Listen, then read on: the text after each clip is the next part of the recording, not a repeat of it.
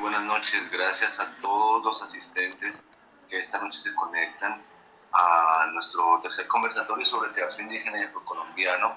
Esta nuestra segunda sesión de carácter virtual y en la cual tenemos un invitado de muchísima trayectoria y muy importante para no solo para el teatro, sino también para todo el movimiento indígena y para el arte colombiano en general. Hoy nos acompañará Florentino Rodríguez Mazabel. Pero antes de iniciar, vamos a invitarlos para que podamos presentar la cortinilla de nuestros conversatorios y dar inicio a nuestra actividad de hoy. Queremos invitarlos para que por favor pongan en la casilla de mensajes su nombre, desde dónde se conectan, y si tienen alguna inquietud, alguna duda o quisieran compartirnos alguna digamos, no sé, propuesta o algún pensamiento que tenga para esta noche. Entonces, bueno, muchísimas gracias y ya vamos a acompañarnos con la cortinilla. Por favor, un segundito.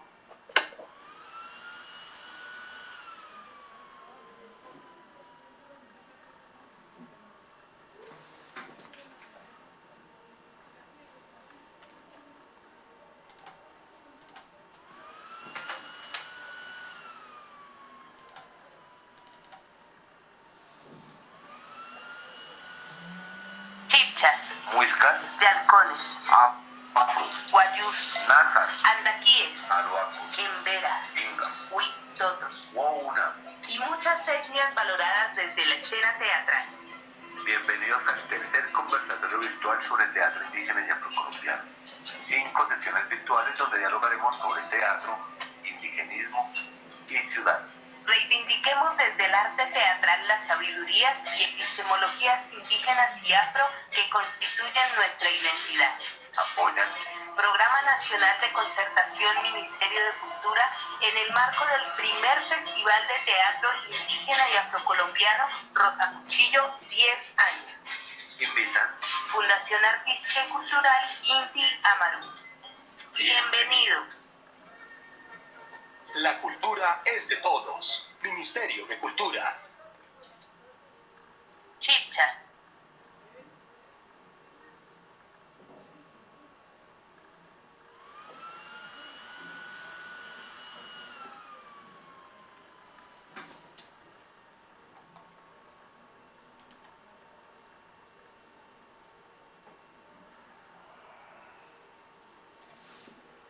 William, disculpa, creo que tienes el micrófono apagado.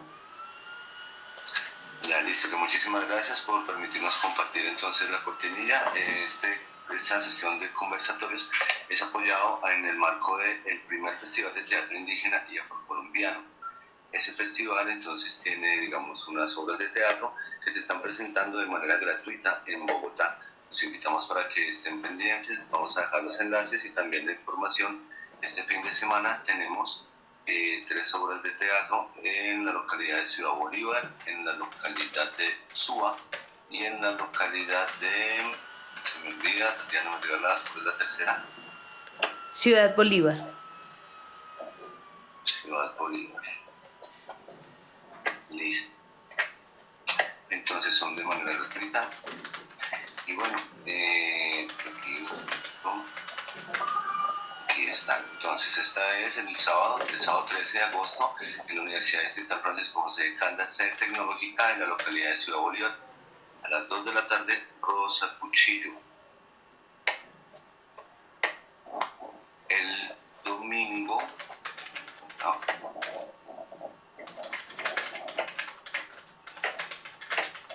el domingo tenemos Popón o los sueños de Tisque Susa de Fernando González Cajiao, domingo 14 de agosto en el Cabildo Indígena Muisca de Suba, en la localidad de Suba. La entrada es libre.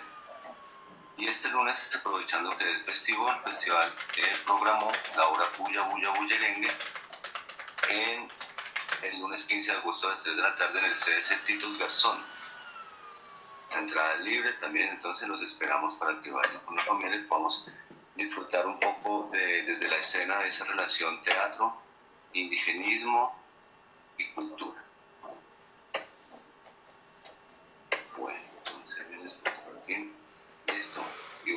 Vamos entonces, antes de presentar a nuestro invitado el día de hoy, quisiéramos saber desde dónde nos acompañan. ¿Será que Tatiana nos colabora? Colabóranos, por favor. Cuéntanos quién de pronto nos ha escrito, desde dónde nos acompaña, desde dónde se conectan. Sí, saludar a José Germán Sánchez. Dice que él está, un saludo al espacio, no nos cuenta desde dónde está. Daniel, hola Daniel, desde Usme, a Ingrid, Devia y Juan Pablo, compañeros del grupo, también se conectan desde Usme. Alonso Pacheco nos saluda desde El Difícil, Ariguaní, Magdalena. Ay, qué bella tierra. Gracias, Alfonso. Héctor, otro compañero del grupo que nos acompañó la semana pasada desde Bogotá. Edith Laverde nos saluda desde la localidad de Santa Fe, colectivo artístico y cultural Abyayala. Ay, qué bueno, Edith, bienvenida. Paola Chacón desde Bogotá, Kennedy. José Germán Sánchez nos saluda desde Ciudad Bolívar. Ay, vamos para Ciudad Bolívar esta semana, allá nos vemos. Ricardo Arias desde Facatativá. Fernanda Flores nos saluda desde Kennedy, Patio Bonito. Ajá, desde el Patio Bonito. José Germán Sánchez nos saluda desde Programa CREA, Biblioteca Comunitaria Semillas Creativas. Ay, qué bueno. Anderson nos saluda desde Patio Bonito también. Santiago Bastidas nos saluda desde Barcelona, pero con todo el corazón caucano. Ay, qué bueno que nos saluden desde tierras lejanas. Jason Adrián Gil desde Suba. Esta semana también vamos para Suba. Bueno, muchas gracias, bienvenidos y bienvenidas todas. Por acá Carlos Vázquez, Semilla de Paz, Bogotá. Buenas noches, Juan Aguirre desde Bogotá. Nosotros nos encontramos desde hoy desde la localidad de Usme y otra mitad desde Kennedy. Entonces, bienvenidos, bienvenidas y bueno, démosle la palabra a William para que continuemos.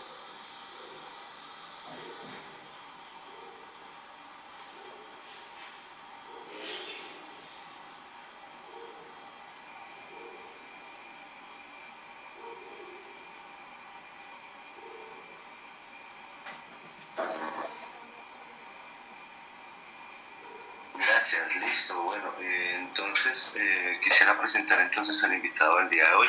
La sesión pasada tuvimos en nuestra primera sesión a Héctor Orlando Parra, maestro de música, es instrumentista, vientista, con una amplia relación con las comunidades étnicas, es también docente en música, tallerista, es director del Caballito del Maizal, y a Tatiana Hernández, que es la directora de la Fundación Artística y Cultural Inti Amarú, con la que se ha venido construyendo este conversatorio en sus tres versiones, y un repertorio pues, de obras de teatro relacionadas con el indigenismo, con esta exploración del indigenismo y el teatro.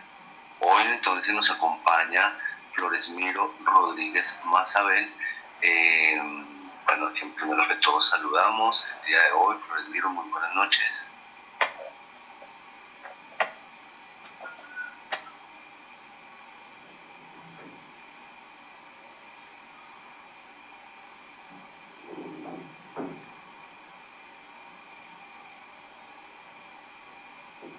Hola, muy buenas noches. Buenas noches, Floresmiro, ¿me oyes? Muy buenas noches.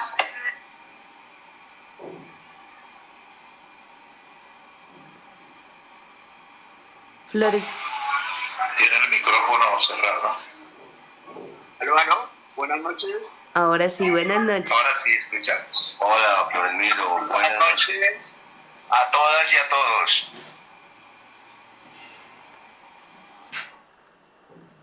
Aló, aló, aló. Buenas noches. Sí, buenas noches. Lo escuchamos perfectamente. Hola, buenas noches, Floresmiro. Ok, listo. Estoy a orden del día. No sé cómo arrancamos, si voy de primero o cómo que tú. Bueno, sí, no, un primer saludo antes de contarle a los compañeros quién la reseña Floresmiro. Entonces será un primer saludo. Buenas noches, Floresmiro. Y vamos entonces aquí a compartir la reseña.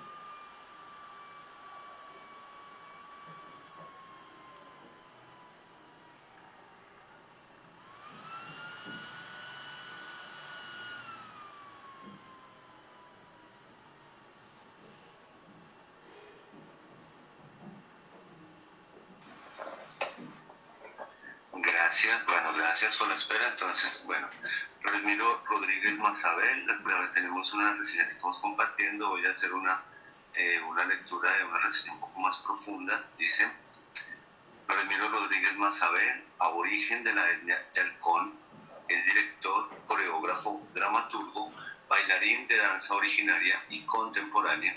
Su trabajo es un compromiso por compartir el arte danzario con las comunidades nativas, campesinas y colectivos citadinos regionales, nacionales e internacionales en lugares tan diversos como festivales, universidades, escuelas de primaria y secundaria. Es fundador y ha sido director de 13 versiones del encuentro intercultural en la Amazonía, espacio en el que ha logrado integrar artistas y múltiples profesionales de trayectoria artística y profesional relevante a nivel nacional e internacional, como Patricia Liza, Rapsoda Teatro, Santiago García con el Teatro La Candelaria, Brando Valdivia, Canadá, Emily Monet, Canadá, Beatriz Pisano, Colombia, Canadá, Antonio Arnedo, entre otros. También ha dirigido diferentes montajes que han llegado a países como Canadá, Cuba, Francia, Alemania, Brasil y Ecuador. Coreógrafo del Conservatorio de Bellas Artes Incol Ballet, Cali, Colombia, idioma yalcón, español, quechua y portugués. Bueno, ahora sí, Floresmiro, muy buenas noches. Hola, Floresmiro. Vamos a dejar de aquí de presentar esta otra reseña. Y bueno, el tema es súper amplio con Floresmiro, desde su relación con Santiago García, su lucha ambiental, su origen ancestral, todos sus procesos de creación relacionados con el teatro, con la danza, con el trabajo del cuerpo, y también sus investigaciones no solamente en Colombia, sino a nivel latinoamericano y a nivel europeo occidental, a donde también ha podido llegar. Hoy pues es una fortuna tener en este conversatorio en el cual tratamos de dialogar, de discutir o de encontrar esas relaciones entre el teatro, el indigenismo, la cultura y la educación, en este caso en contextos de ciudad, con una persona que es perteneciente de la etnia Yanilcón y del linaje directo de la cacica Huayquipán. Entonces, bueno, Floresmiro, hoy el conversatorio está dirigido hacia una pregunta, digamos, concreta, y es cómo podríamos relacionar la danza, el ritual y el teatro. Hemos descubierto en estas sesiones y en estos ciclos de conversatorio muchísimos elementos actorales con relación al entrenamiento, a la puesta en escena. También hace sentido, digamos, político, comunitario o ancestral que podría tener el teatro, y la simbología que se puede abordar a partir de esa relación entre el teatro y el indigenismo. Pero más allá de eso, hay un sentido profundo de esa realización de la puesta en escena con lo que significa el ser, y el ser relacionado con este territorio y con una historicidad de este territorio que aún se mantiene en nuestros cuerpos, se mantiene pues afortunadamente y de manera más profunda en las comunidades con las que habitamos. Entonces, bueno, pues un primer momento sería un saludo y conocernos en una primera impresión, contarle de pronto un poco a las personas que nos acompañan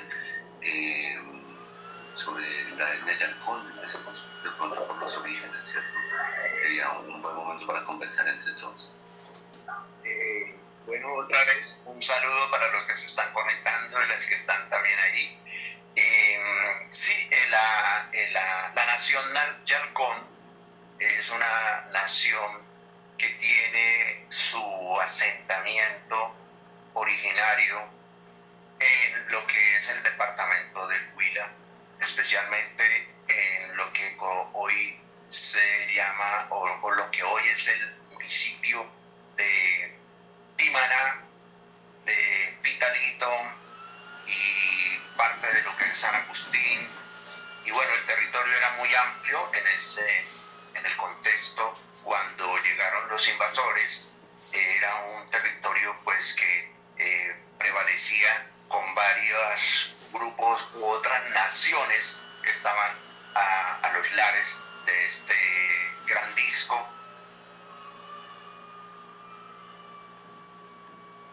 que era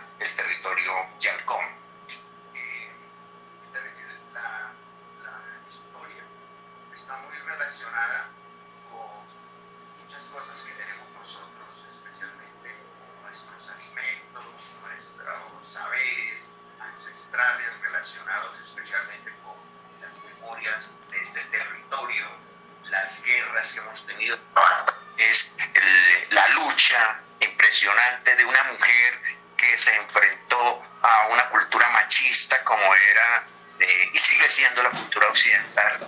Entonces, pues uno viene de esas memorias y de esa historia, y pues obviamente este territorio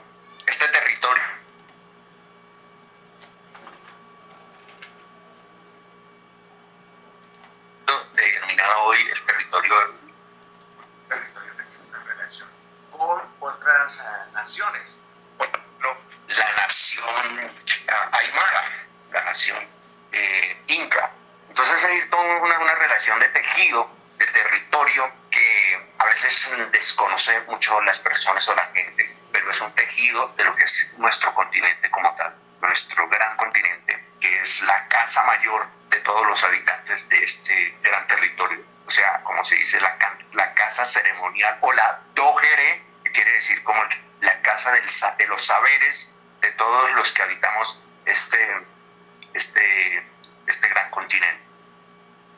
Y en términos ya de lo que es la expresión del arte danzario, teatral, de los pueblos originarios, pues es milenario, como todas las culturas o las naciones originarias tienen un gran legado desde el proceso de la palabra, con el movimiento, con el cuerpo, con el territorio, esa relación profunda, material y espiritual que hay entre el río, la memoria del río, el espíritu del río, el espíritu de las aves, el espíritu de todo lo que existe en ese territorio, que conlleva a que un asentamiento en un territorio comience a crear, a generar procesos de investigación en relación a lo que está a su alrededor. O sea, es una escenografía, el territorio es una escenografía, la siembra, la minga, la cosecha, los tiempos con la luna, con el sol, todo esto es una puesta en escena de la vida, en el gran libro de la naturaleza. Y eso es lo que nos hace también diversos, nos hace ricos, pero con una conexión muy íntima con nuestra Madre Tierra y nuestro Padre Sol. A partir de ese imaginario y de esa expresión de vida que tenemos y que se teje en todo lo que hacemos, en el canto, en la siembra, la pesca, en la caza, en la danza y en todas las expresiones que tiene la vida, se va construyendo entonces una puesta en escena para las futuras generaciones, que es lo que Occidente llama en realidad los pueblos originarios tenemos historias que hacen parte de una memoria que va pasando de generación a generación, y esa memoria tiene dos componentes importantísimos en nuestras vidas, que es la memoria espiritual, que nos habla de ese mundo espiritual, el mundo mágico, el mundo que tiene que ver con lo que a veces para muchos es desconocido, pero que existe allí, como es el lenguaje de los espíritus del río, los espíritus de los animales, los espíritus de las plantas, y ese mundo mágico espiritual lo llevamos al otro mundo, que es el mundo prácticamente material, donde entonces se entreteje los usos y saberes ceremoniales cotidianos que nos da las obras de arte que expresamos en lo cotidiano y en lo ceremonial. Entonces hay como esas dos dimensiones. La parte, por ejemplo, muy tácito en una producción de una chagra, pero cuando hablo para mucha gente de pronto la chagra es, el lugar donde se siembra, se cultiva, se tiene la relación con el tiempo, con el cosmos, con el universo, y en esa apuesta de vida, porque pues también está el canto, está la danza, porque cuando se desarrollan estas actividades, nosotros en ningún momento estamos pensando en el concepto de trabajo. Estamos pensando y realizando el concepto de la vida dulce, de la vida bonita, ¿sí? De la alegría de vivir, ¿sí? Entonces no hay el concepto que tiene Occidente de trabajo, porque trabajo viene de una palabra que es tenaz, pero viene de traba. Nosotros no utilizamos la traba porque es la alegría, es la liberación de la creatividad. Entonces en un acto de esto se puede crear una obra de, por ejemplo, con el maíz, ¿no? La historia del origen del maíz es una puesta en escena muy importante de los pueblos originarios de hace mucho tiempo para poder generar todas unas culturas en relación a la planta sagrada, ¿sí? Ahí veo al maestro, mi querido maestro y hermano Benjamín.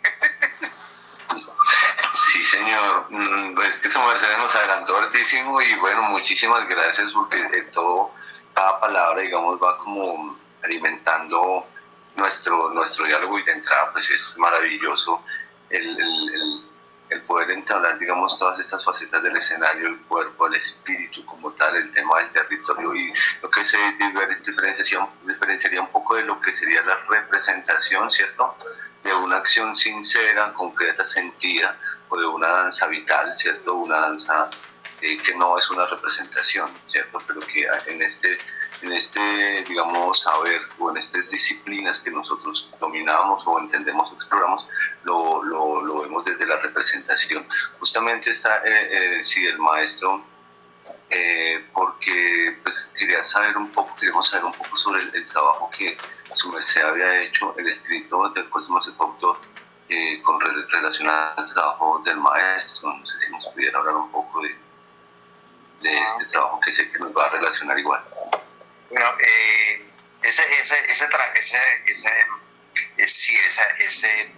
ese artículo que salió, pues fue un acto de mucha hermandad que tengo con el maestro Acanamejoy, con Benjamín, y un buen día de caminar, pues nosotros hemos caminado con él muchísimos en diferentes espacios, hemos caminado mucho en el Amazonas, hemos hecho trabajos también fuera del país con él, y una vez estando así en un día cotidiano, me senté y se me dio, porque bueno, qué interesante poder, después de haber tejido tantas memorias y hablar tanto en relación a lo que es las expresiones nuestras, y especialmente también pues me une mucho con él desde su querido padre, que fue para mí un gran ser y un hombre horizonte de guía, pues decidí un día comenzar a escribir parte de las historias que nosotros nos contábamos cuando niños, ¿sí? La relación de él con el agua, con la pintura, la relación mía también desde el imaginario, el danzario, pero también desde la memoria nuestra del cuerpo que un bailarín y un actor comienza a construir. Y eso nos llevó a que un buen día dije, bueno, pues nada, y entonces salió un texto ahí fluido, que no es más que una relación muy profunda que tenemos con el maestro, de compartir estos tiempos que vivíamos en algunos momentos. Hablamos de la canoa, por ejemplo, que es la que lleva el pensar bonito. Entonces lo invité una vez a Puerto Nariño, Amazonas, y allí con varios niños del perímetro urbano de Puerto Nariño, pues salió esta intervención de las canoas que vemos aquí en estos momentos. Y eso va relacionado con algo mucho más profundo, porque ahí va relacionada las semillas, la memoria del maíz, las memorias de las flores, las memorias de toda la vida en estas expresiones con él. Y pues eso nos llevó también a que pues el viceministro de Cultura de Canadá, que yo había invitado a Puerto Nariño a un evento, nos viera allá y dice, bueno, este proyecto lo vamos a repetir en Canadá, y bueno, pues el año siguiente pues estábamos en Toronto haciendo también un trabajo de intervención con niños, con jóvenes, con padres de familia, que fue también una intervención muy bonita y una instalación que hicimos en el centro Daniel Stroud de Toronto. Entonces, como que todo se teje por la vida. Todo es una cosa que a veces se hace desde un pensar bonito en algunos momentos, porque en todos los momentos donde uno se mueve está el arte, está la vida, ¿sí? Y uno, para mí ha sido la inspiración de mi arte, fueron las aves, los pájaros. Yo me crié en Pitalito, Huila, pues no en Pitalito como el perímetro urbano, sino en una vereda que se llama Agua Dulce, y mi madre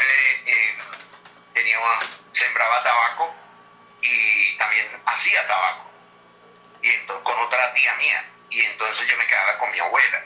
Y en la chagra de mi abuela pues había muchos pájaros que colocaban sus nidos, hacían sus nidos en los racimos de banano y de plátano, y después iban mis tíos y cortaban los racimos, y de pronto habían polluelos ahí, y yo me los llevaba y los criaba.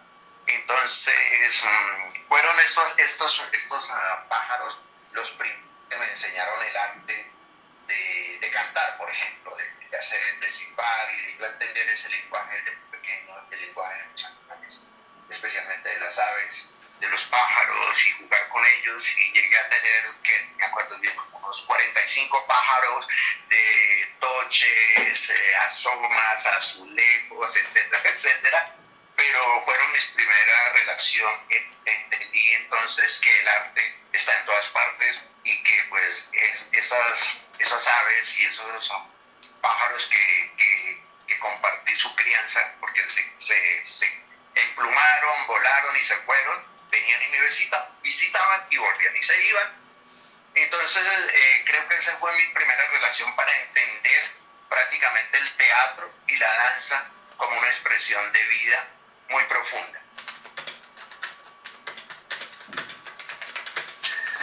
Bueno, antes de pasar justamente al tema profundo del teatro, la danza, también a veces alcanzamos a tocar un poco de la medicina, de una cantidad de saberes ancestrales de los cuales estamos justamente en esa búsqueda de exploración.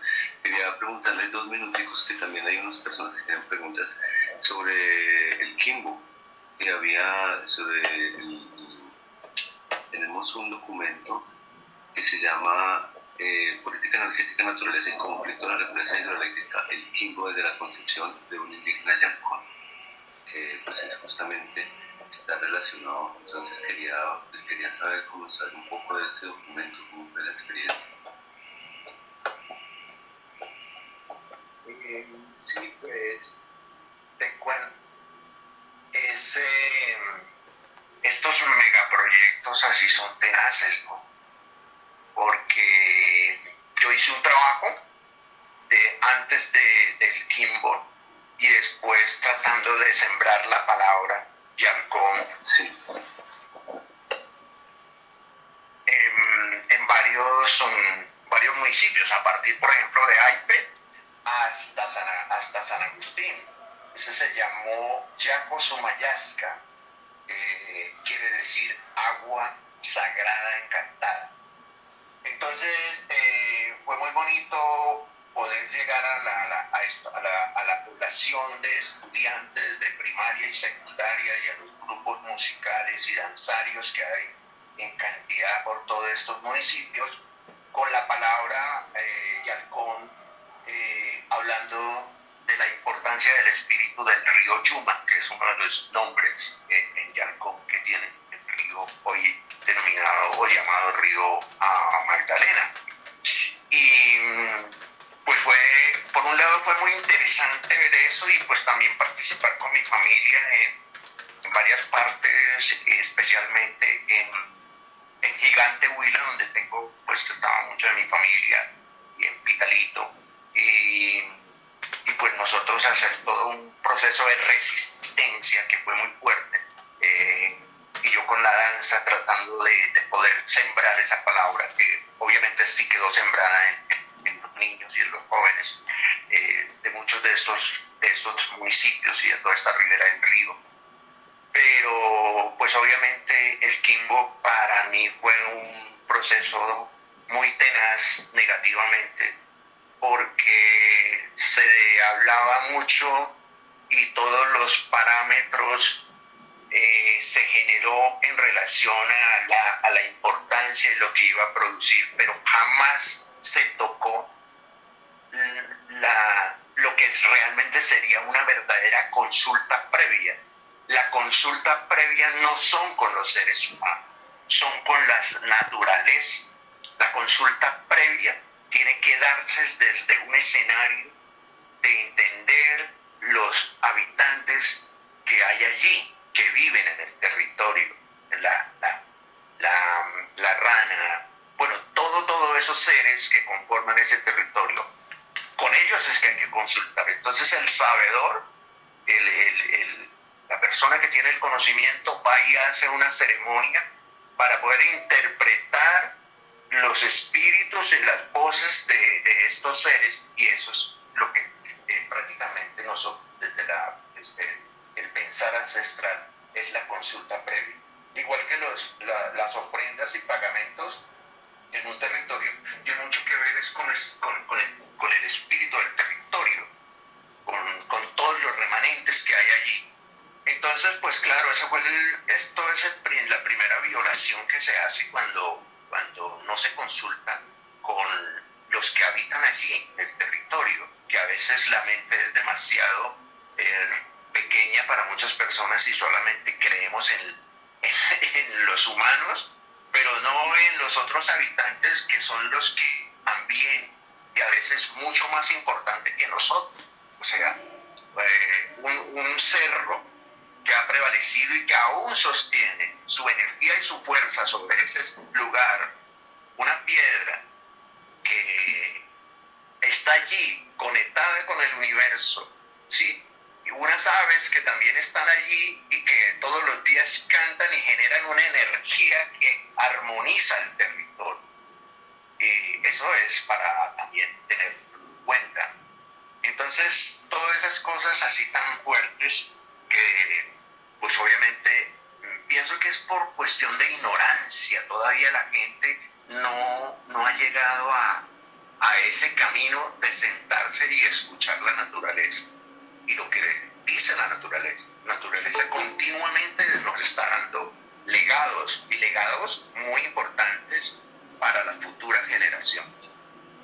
Entonces, para hacer solamente en relación a pues obviamente me parece que ha sido muy tenaz en este territorio que es tan importante, no solamente para el país, sino para el mundo entero, porque esos territorios en esta parte andina tienen relación de un tejido cósmico y un tejido con otros remanentes, como son los cerros en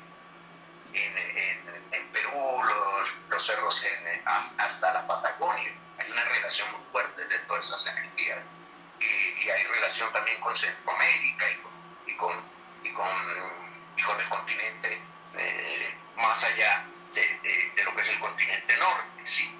Entonces, esos puntos energéticos de la Tierra, cuando se intervienen de esa manera tan agresiva, pues obviamente están produciendo unas vibraciones energéticas en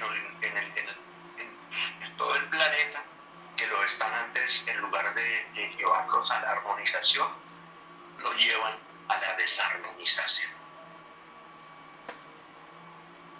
Gracias, Flores Miro, de verdad es muy interesante lo que tú nos cuentas con relación a estos puntos energéticos y a la importancia de pedir permiso, ¿no? Para poder entrar a estos territorios, para poder hacer, digamos, desde allí, pues lo que creativamente venga, digamos, a nuestro cuerpo, a nuestra mente. Y eso pues es demasiado relevante, porque creo que así como en el Perú dicen que los sapus son como estos seres vivos y como tú te refieres también a las piedras, a las aves, a las ranas, pero también a los árboles que llevan, digamos, pues miles de años allí puestos y pues que a veces nosotros nos olvidamos de como de esa importancia, ¿no? De nuestra madre tierra que está ahí viva y latente y sin ella pues no podríamos existir. Bueno, acá tenemos una pregunta de ritmo y sabor. No sé si la persona que está conectada como ritmo y sabor quisiera abrir el micrófono y hacer la pregunta. Y si alguien más también tiene como alguna pregunta o algún, pues de pronto algo que decir con relación a este tema, pues bienvenido, podemos abrir los micrófonos y abrir el diálogo. Entonces, Shibu, desde el teatro. Bueno, vamos a leer primero la de ritmo y sabor. Dice, me gustaría conocer el papel del cuerpo dentro de las danzas fúnebres, así como las danzas de la cosecha y de la sanación. Bueno, entonces preguntémosle a Flores Miro a ver si nos cuenta un poquito de este tema. Entre todos los legados que tenemos de las expresiones de la vida, del arte de la vida, pues está tejido muchas relaciones que tienen que ver con los tiempos de la luna, los tiempos de la vida que nosotros tenemos en nuestro ciclo. Y esa relación que parte cuando prácticamente nace un ser, ya sea una niña o un niño, y todo su proceso que lleva a desarrollar a su cuerpo, a caminar, a llegar a un espacio y después aprender una relación, una cantidades o una amalgama de conocimientos relacionados con su territorio, y no solamente con su territorio, todo lo que en ese momento la persona, el ser, está viendo y quiere, y la naturaleza le da esa posibilidad de desarrollar todo esto. Y cuando ya está un poco, pues ya que ya es el viaje de partir, pues parte simplemente, ¿no? Porque en este espacio es un espacio de un pequeño, de una pequeña estación en donde cubrimos un tiempo limitado, un muy poquito tiempo, pero desarrollamos cosas muy importantes para amalgamar ese espíritu y esa vida. Y cuando se pasa al otro lado sigue la danza infinita, que es la verdadera danza de la vida, porque pues cuando la gente dice que muere, para nosotros, y especialmente para los diacones, no existe la muerte como tal, existe el desprendimiento de esta estación y la partida a la verdadera vida. Entonces, a partir de eso, pues vienen las expresiones, la memoria corporal que desarrollamos nosotros en el momento de nacer, y la primera danza que nosotros hacemos en el vientre, en el útero, en el vientre de nuestra madre allá, ¿sí? Cuando comenzamos a hacer los primeros movimientos y a conectarnos con el universo desde ese mundo de formación. Entonces, viene después ya, como dije, la danza del caminar en esta vida, y cuando nos vamos, pues nos vamos con una danza, que es la danza de la vida, ¿sí? Entonces está el inframundo, el mundo de acá terrenal y el mundo sideral. En una imagen más clara se habla de el mundo de las raíces, que es ese inframundo. Cuando se siembra una semilla, va a la tierra y está en el mundo allá dentro de la tierra, y es como un inframundo allá, donde pues también hay una cantidad de espíritus, hay una cantidad de energías que tratan de que esa semilla no nazca, no tenga la vida a este planeta. Y así sucede con nosotros. En muchas ocasiones pues nos vemos allí bloqueados por muchas cosas, pero cuando llega y sale acá la semilla a este otro mundo, pues este es un mundo en donde desarrollamos el arte de danzar primero, de la vida, del teatro cotidiano, que es la vida es un teatro en todo momento y es una danza feliz. Y cuando partimos nos vamos. Entonces, muchas culturas, pues obviamente los yarcones que hacíamos, teníamos unas estructuras para cuando la gente parte, las personas, parte del cuerpo queda en una tumba de piedra. O sea, se hace un cajón, pero se hacía, pues, con piedra, y quedaba allí con elementos importantes como la chicha, algunos alimentos, algo oro, piedras preciosas, etcétera, etcétera, como un proceso de energía que lo va a mantener unido y que vuelve otra vez al inframundo su parte del cuerpo, de la memoria corporal material, y la memoria espiritual pues va al mundo espiritual. Entonces, la forma de ofrenda es que pues nosotros teníamos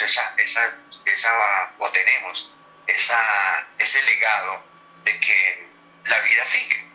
Entonces, hacer una fiesta para despedir a una persona, en muchas ocasiones se hace en los pueblos indígenas, se danza, se baila, se hace otras actividades. Y las danzas para la despedida son muy alegres, no puede ser una danza de dolor. No estamos acompañando a una persona que vaya con dolor, vaya con alegría, vaya con una fuerza. Y que esa danza no es una danza de un momento, sino de toda la vida. Porque cuando uno despide a un ser, en ese despedir de este mundo, se hace una danza que ese ser se lleva eternamente.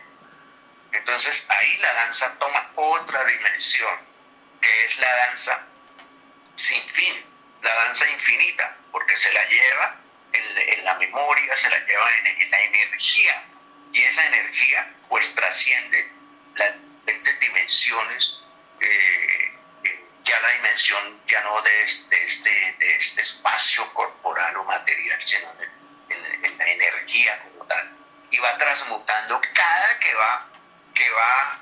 va avanzando en los diferentes niveles, pues la danza va generando, se va tejiendo más en ese mundo sideral. Esa es la memoria el concepto de la danza, en el sentido de la danza fúnebre, de la memoria que uno lleva a las personas en el arte de la expresión del cuerpo material, despidiendo ya cuando sabemos que ese otro ser al que uno le está danzando o está en otra dimensión, que lo que está fluyendo y la conexión que tenemos es con el espíritu de esa persona, con esa energía que ya no tiene el cuerpo físico.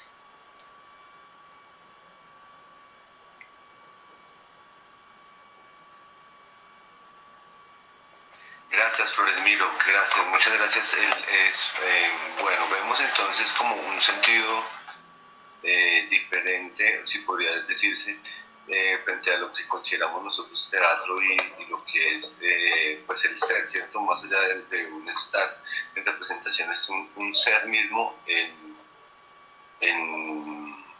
toda su existencia, en el nacer, en el comer, en el bailar, en el vivir, en el territorio, y cómo eso se vuelve ceremonial. Yo aquí tengo una pregunta, tengo varias preguntas. La primera es, ¿podríamos entrar a definir un tipo de teatro como un teatro indígena? Sí, como existe, digamos, el teatro pobre, como existió también en algún momento teatro, o existe, digamos, el teatro del gesto, el teatro del cuerpo. Existió también un teatro político. Podríamos hablar de un teatro indígena, y ese teatro indígena, decía la maestra de Yuyascani, que se me va el nombre en este momento, Ana Correa, que estaba, si existía o si pudiera existir, estaría justamente en la esencia del cuerpo, porque ese lenguaje, o sea, nuestro pensamiento y el lenguaje está muy relacionado y muy ligado con el español, no con el español, con el ser español, sino con el lenguaje español, con el idioma español, que es el que determina nuestro pensamiento.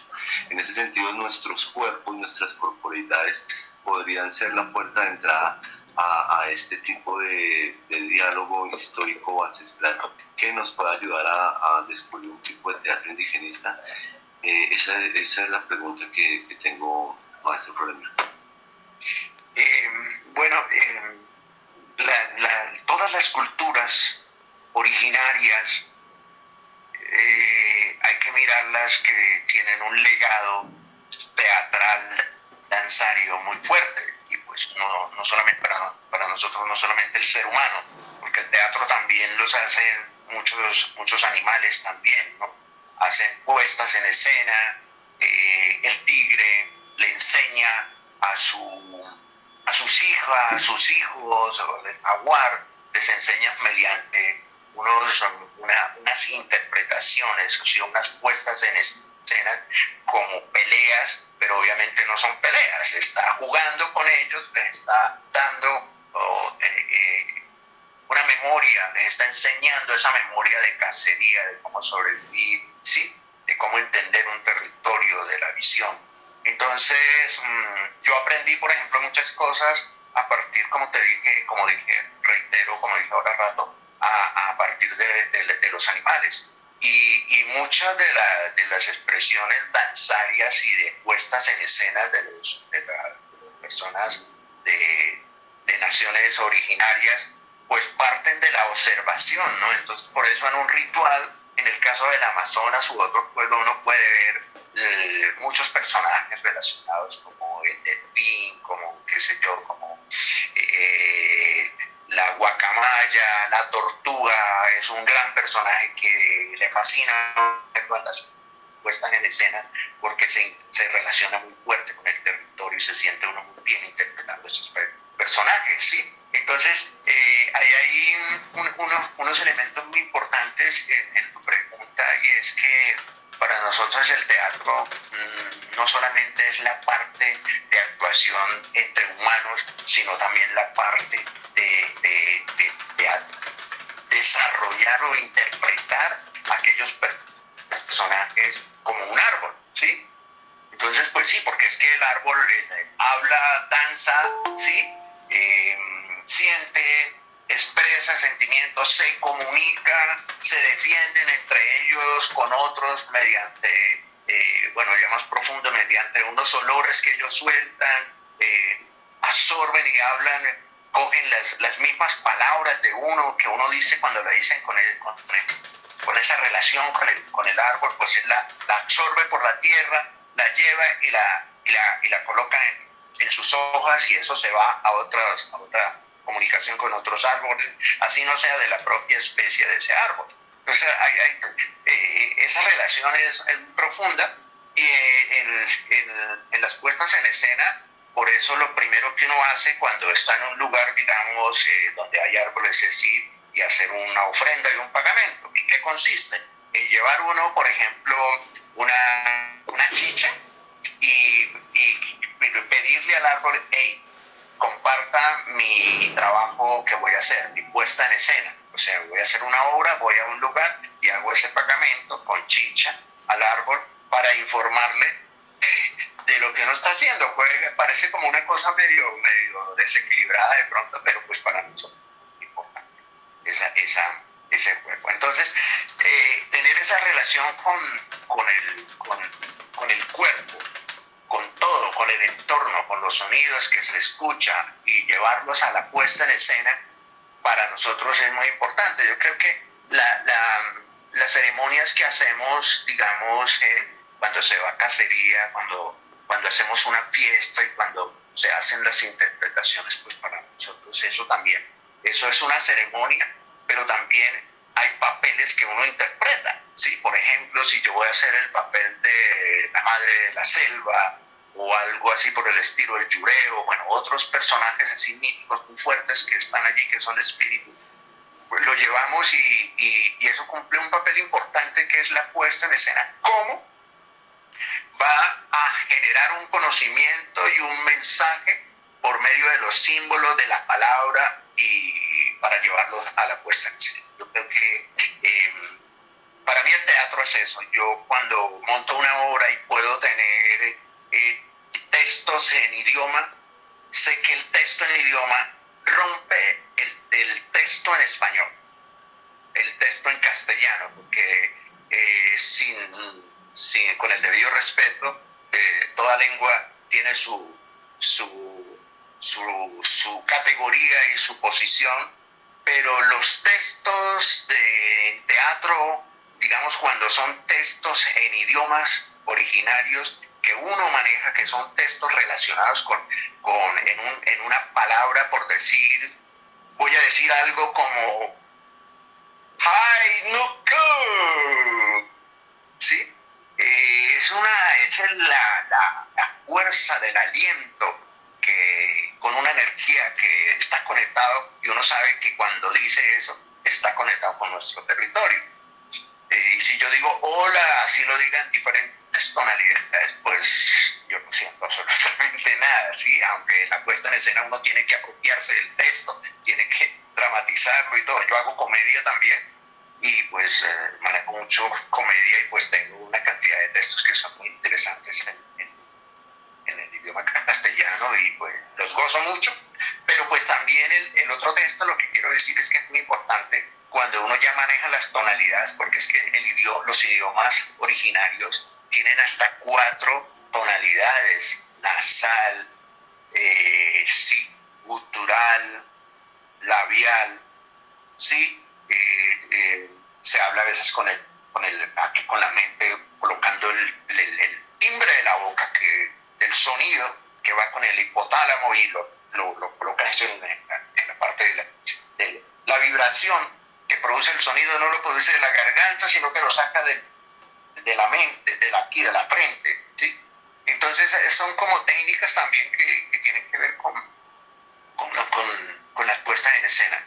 Yo sueño que realmente muchos compañeros, muchos hermanos de las artes escénicas, exploremos ese lenguaje profundo de los idiomas de acá, que tienen una relación muy fuerte con los territorios.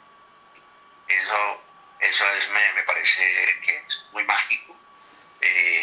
Bueno, yo llevé un montaje en un festival a París, en un festival de teatro, casualmente. Y pues bueno, una de las que la gente le impactó era pues que no iba ni en francés, ni en inglés, ni en español, nada, sino en lengua ticuna, en lengua guayú, en guayunaki, sí. Entonces, pues la gente como que no está muy acostumbrada con esa tonalidad, con esas dimensiones de las vibraciones que tienen estos idiomas. Pero también pues yo los invito a que hay que explorar esos años, que eso ya es parte de la decolonialización que debemos de hacer para apropiarnos de lo nuestro.